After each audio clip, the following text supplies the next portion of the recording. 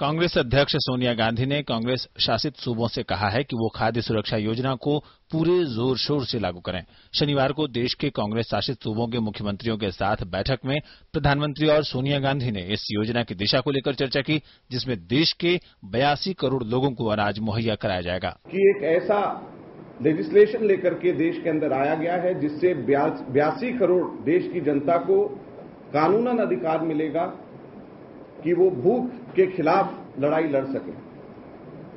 इससे हमारे देश के अंदर लाइफ साइकिल अप्रोच के माध्यम से बच्चों को पैदा होने से पहले अपनी मां के पेट के अंदर से ही न्यूट्रिशन की व्यवस्था एक तरीके से करी गई।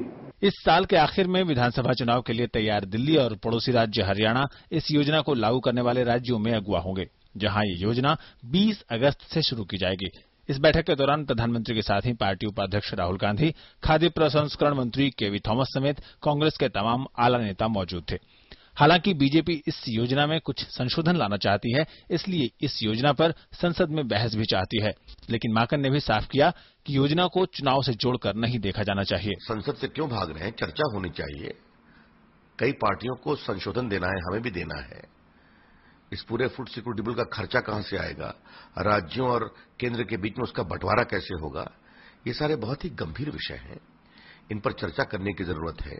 मैं बार बार कह रहा हूं, पहले दिन से हम कह रहे हैं कि आप इस अध्यादेश को कृपया कर चुनाव के साथ में मत जोड़ के देखें।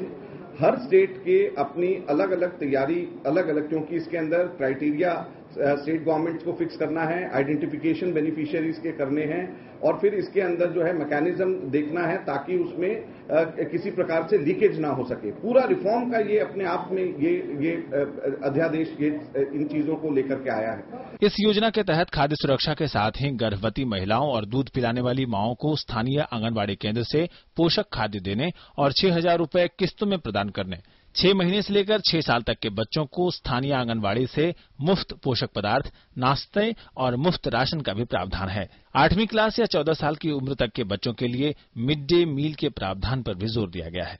जाहिर है, बैठक का मकसद खाद्य सुरक्षा योजना को आम आदमी तक पहुंचाने का मैकेनिज्म तैयार करने का भी था, ताकि कांग्रेस शासित राज्यों को खाद्य सुरक्षा योजना के मॉडल राज्य के रूप में पेश किया जा सके।